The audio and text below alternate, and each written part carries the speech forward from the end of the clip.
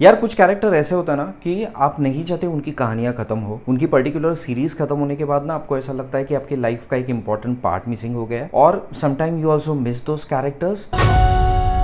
अब पंचायत के second season के एंड में हमने देखा था कि हमारे जो सचिव जी है उनकी ट्रांसफर हो जाती है, और फिर एग्जैक्टली उसी पॉइंट से पंचायत का सीजन 3 शुरू होता है। अब इस सीजन में भी एक पॉइंट पे सचिव जी वापस आ जाते हैं। अब ये मैं स्पॉइलर नहीं दे रहा हूँ, क्योंकि अगर आपने पंचायत 3 का ट्रेलर देखा है तो उसमें चीज ऑलरेडी रिवील हो चुकी थी। अब उनके आने के बाद बहुत सारे लोग हैं जो नाराज हो जाते हैं, जैसे कि जो एमएलए साहब है, या फिर फुलेरा गांव में एक कैरेक्टर है बंदराकस करके, वो नाराज हो जाता है। और फिर यही लोग अपने साथियों के साथ मिलके फुलेरा गांव की जो लोकल पॉलिटिक्स है उसे एकदम अच्छे से गर्म करते हैं, और फिर उसी का जो परिणाम है वो उस गांव पर या गांव के लोगों पर क्या पड़ता है, ये देखने के लिए, ये फिगर आउट करने के लिए आपको पंचायत प्राइम पे देखनी होगी। अब आप टीवीएफ की ना कोई भी सीरीज ले लो, कोटा फैक्ट्री ले लो, गुल्लक ले लो, इनका ना मेन ऑब्जेक्टिव ये होता है कि इनकी सीरीज की जो राइटिंग है वो सबसे बढ़िया रहे। And second is casting. इतनी एप्ट कास्टिंग आपको हिंदी सीरीज में शायद ही कहीं देखने मिलेगी, और इन्हीं दो एस्पेक्ट में टीवीएफ हमको जरा भी डिसअपॉइंट नहीं करती। इस सीरीज में जो मेन कैरेक्टर है, उनके जो आर्क्स है, उसको जिस तरीके से एक्सपांड किया गया है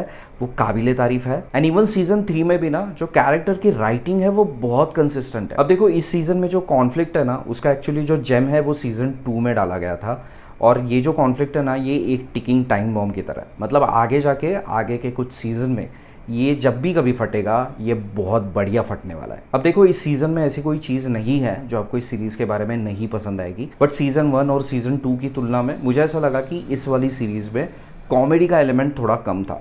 बाकी इसके अलावा ड्रामा बहुत सारा है इसमें, जो आपको इमोशनल करने का कोई मौका नहीं छोड़ता। एज यूजुअल इस सीरीज़ में सबने अपना काम एकदम कन्विक्शन से किया है। लीड कैरेक्टर से लेके सबसे छोटे कैरेक्टर तक हर एक बंदे को टीवीएफ ने इस सीरीज में चमकने का चांस दिया है। लेकिन इन सब के बावजूद आपके दिमाग में अगर कोई घर करके बैठ जाता है ना, तो वो है प्रहलाद चाचा का कैरेक्टर, जिसे प्ले किया है फैजल मलिक ने। He is so good in dramatic scenes, trust me. ये सीरीज देखने के बाद ना मैं ये सोचता था कि यार यूपी में सच में ऐसा कोई गांव है क्या जो इतना पीसफुल है, लोग इतने अच्छे हैं। लेकिन ये वाला जो सीजन है ना, इसमें एक्चुअली वो यूपी वाला इसेंस ना अब कहाँ जाके दिखा है। And I am telling you, season 4 में सचिव जी, प्रधान जी, प्रहलाद चाचा, इन सबके लिए चीजें ना काफी इंट्रिकेट होने वाली है। इसके पहले 2 सीजन के लास्ट एपिसोड में हमने जो भी क्लिफ हैंगर देखा था, उससे भी एकदम बढ़िया इफेक्टिव क्लिफ हैंगर इस सीजन में है। मतलब सीजन 4 के लिए जो आपका एंटिसिपेशन रहेगा ना, वो इसके पहले किसी भी सीजन के लिए आपका नहीं रहा होगा, गारंटी। ओवरऑल समअप करने जाए तो पंचायत ये सीरीज वो सारे टिक बॉक्स टिक करती है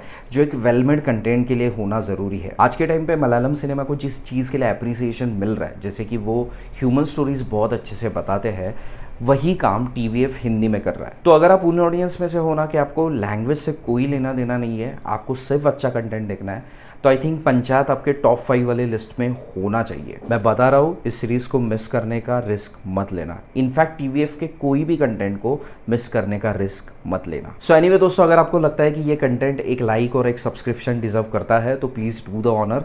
हम मिलते हैं अगले वीडियो में।